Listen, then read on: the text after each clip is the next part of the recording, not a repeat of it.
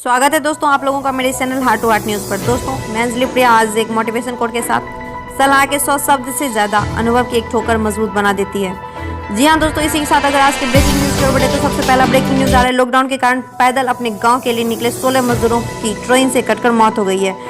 जलाना की एक फैक्ट्री में काम करने वाले ये श्रमिक मध्य प्रदेश के शहडोल और उमरिया जिले में रहने वाले थे। पटरी के रास्ते लौटते हुए थककर वे ट्रैक पर ही लेट गए। सुबह इसी ट्रैक पर मालगाड़ी की चपेट में आकर लोगों की जान चली गई। इस हृदय विदारक घटना पर राष्ट्रपति रामनाथ कोविंद सहित प्रधानमंत्री नरेंद्र मोदी, रेल मंत्री पीयूष गोयल, कांग्रेस नेता राहुल गांधी, मध्य प्रदेश के मुख्यमंत्री शिवराज चौहान और महाराष्ट्र के मुख्यमंत्री उद्धव ठाकरे और राकांपा प्रमुख शरद पवार ने गहरा दुख प्रकट किया।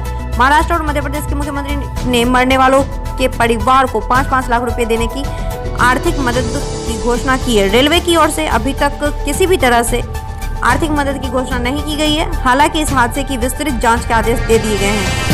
इसी के साथ आज का दूसरा ब्रेकिंग न्यूज आ रहा है। कोरोना के तेजी से बढ़ते संक्रमण के बाद मरीजों का बेहतर इलाज और मृत्यु दर को कम करना सरकार की पहली प्राथमिकता बन गई है। जी हां दोस्तों, फिलहाल हर दिन कोरोना के 3000 से अधिक नए मरीज सामने आ रहे हैं, लेकिन अच्छी बात यह है कि रिकवरी रेट भी बढ़ा है। लॉकडाउन 3 में मिली छूट का असर अगले हफ्ते सामने आने के बाद हर दिन नए मरीजों की संख्या और ज्यादा होना तय माना जा रहा है। सरकार ने स्पष्ट कर दिया है कि लोगों को कोरोना के साथ ही जीना सीखना होगा, लेकिन लॉकडाउन के नियम का सख्ती और ईमानदारी के साथ पालन करें तो कोरोना को चरम पर पहुंचाने से रोका जा सकता है। साथ अगला ब्रेकिंग न्यूज आ रहा है। दिल्ली में शराब की बिक्री के लिए शुरू की गई ई टोकन वेबसाइट पहले ही दिन ठप हो गई। शुक्रवार को दिल्ली के कई इलाकों में यह वेबसाइट खुल नहीं पा रही थी और खुलने के बाद एरर दिखा रहा था। दिल्ली सरकार के आदेश के बाद दिल्ली पुलिस ठेकों के बाहर लगे लोगों को हटा रही थी और उन्हें टोकन के नंबर के हिसाब से लाइन में लगने को कह रही थी। शुक्रवार को स्वास्थ्य मंत्री सत्येंद्र जैन ने कहा कि यह सिस्टम अभी नया बना है, जिसे पूरी तरह से चालू होने में 2-3 दिन लग सकता है।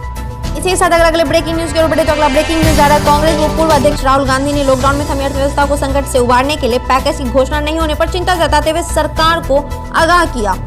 वो कहते हैं कि पैकेज में अब देरी देश में बेरोजगारी की सुनामी ला सकती है। उनके मुताबिक गरीब मजदूर, किसान और एसएसएमई के साथ बड़े उद्योग सबके लिए तुरंत पैकेज की घोषणा हो। कोरोना से लड़ाई में अधिक पारदर्शिता और विकेंद्रीकरण की जरूरत बताते हुए राहुल ने कहा कि वह प्रधानमंत्री से आग्रह करते हैं कि इस जंग में मुख्यमंत्री से बॉस की तरह नहीं बल्कि एक मददगार और सहयोगी की तरह निरंतर संवाद करें। कोरोना की चुनौती पर राहुल ने अपनी दूसरी वीडियो प्रेस कॉन्फ्रेंसिंग के दौरान राजनीतिक वाद विवाद के मुद्दों से परहेज करते हुए कहा कि लॉकडाउन में एसएसएमई से लेकर छोटे कारोबारियों की हालत तो खराब हुई है, साथ ही अब बड़े उद्योग के लिए भी चुनौती बन गई है। इसी के साथ अगर आगे बढ़े तो अगला ब्रेकिंग न्यूज आ रहा है। शराब की दुकानें खोलने के बाद लग रही लंबी लाइनें और शारीरिक दूरी की धज्जियां उड़ने के बारे में दाखिल याचिका पर सुप्रीम कोर्ट ने वैसे तो शुक्रवार को कोई आदेश नहीं दिया और याचिका खारिज कर दी, लेकिन साथ ही कहा कि राज्य सरकार को शराब की सीधी बिक्री के बजाय ऑनलाइन बिक्री या होम डिलीवरी जैसे उपायों पर विचार करनी चाहिए। अगर वही बात करें अगला ब्रेकिंग न्यूज की तो अगला ब्रेकिंग न्यूज आ रहा है। देश में कोरोना संक्रमण थम नहीं रहे। पिछले 3 दिनों से लगातार 3000 से ज्यादा नए मामले सामने आ रहे हैं। शुक्रवार को भी 3000 से ज्यादा मामले आए हैं। 92 लोगों की मौत हुई है। संक्रमितों का संख्या 68,000 के करीब पहुंच गया। महाराष्ट्र में भी लगातार तीसरे दिन 1000 से ज्यादा नए केस सामने आए। हालांकि केंद्रीय स्वास्थ्य मंत्रालय के मुताबिक पिछले 24 घंटे में 3390 नए मामले मिले हैं और 103 लोगों की मौत हुई है और इसके साथ ही संक्रमितों की संख्या 56,342 और मरने वालों की संख्या 1,886 हो गई है। अब तक करीब 19,000 लोग स्वस्थ भी हुए हैं। इसके साथ अगर बात बिहार की करें तो बिहार में कोरोना संक्रमितों की संख्या 571 हो गई। यह महामारी करीब 1.5 महीने में राज्यों के 36 जिलों में पहुंच गई है। बड़ी इस बात यह है कि 571 संक्रमितों में 234 मरीज ऐसे हैं जो सिर्फ 6 लोगों की वजह से बीमार हुए हैं। इनके अलावा 127 ऐसे संक्रमित हैं जिनकी राज्य से बाहर की ट्रेवल हिस्ट्री है। साथ अगर अगले ब्रेकिंग न्यूज की बात करें तो अगला ब्रेकिंग न्यूज आ रहा है। लॉकडाउन के चलते हरियाणा में फंसे सैकड़ों कामगार शुक्रवार के उत्तर प्रदेश के बागपत बॉर्डर पर आ गए, लेकिन पुलिस ने उन्हें उत्तर प्रदेश की सीमा में नहीं घुसने दिया। इस पर मजदूरों ने ईस्टर्न पेरिफेरल एक्सप्रेस पर जाम लगाकर हंगामा किया। उधर मध्य प्रदेश में दतिया की सीमा पर सिंध नदी के पुल पर कामगारों ने जाम लगाया। लॉकडाउन के बाद से हरियाणा से कामगार का उत्तर प्रदेश की सीमा में आने का सिलसिला जारी है। इसके साथ अगला ब्रेकिंग न्यूज आ रहा है। उत्तर प्रदेश के योगी सरकार ने प्रवासी कामगारों के सूबे में सुरक्षित वापसी के साथ उनके रोजगार के इंतजाम में भी जुट गई है। प्रवासी कामगारों को लेकर शुक्रवार दोपहर तक 69 ट्रेन प्रदेश आ चुकी थी। प्रदेश के लगभग 40 जिलों में प्रवासी को ट्रेन से लाए जाने की व्यवस्था कर ली गई है।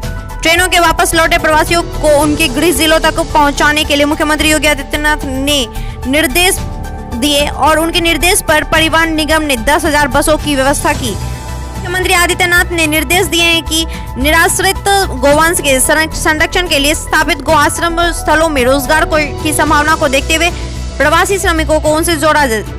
वहीं बात करें अगले ब्रेकिंग न्यूज की, तो अगला ब्रेकिंग न्यूज बड़ा ही सराहनीय है। कोविड-19 की जंग में देश के सबसे बड़े अस्पताल नई दिल्ली स्थित एम्स में होलंबी कला गांव के ग्रामीण कभी रक्त की कमी नहीं होने देते हैं। यहाँ के युवा स्वेच्छा से आकर रक्तदान करते हैं। इस गाँव द्वारा रक्तदान की यह पुनीत परंपरा पिछले 18 वर्षों से चली आ रही है। एम्स को जब भी आवश्यकता होती है, यहाँ के युवक आगे आ जाते हैं।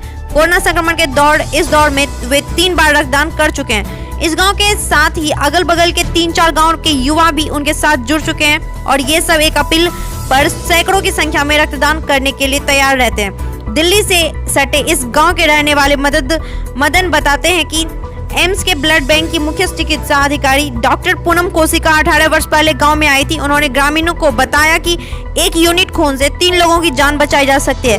तब ग्रामीण ने उनसे रक्तदान का वादा किया था, जिन्हें वो आज भी निभा रहे हैं।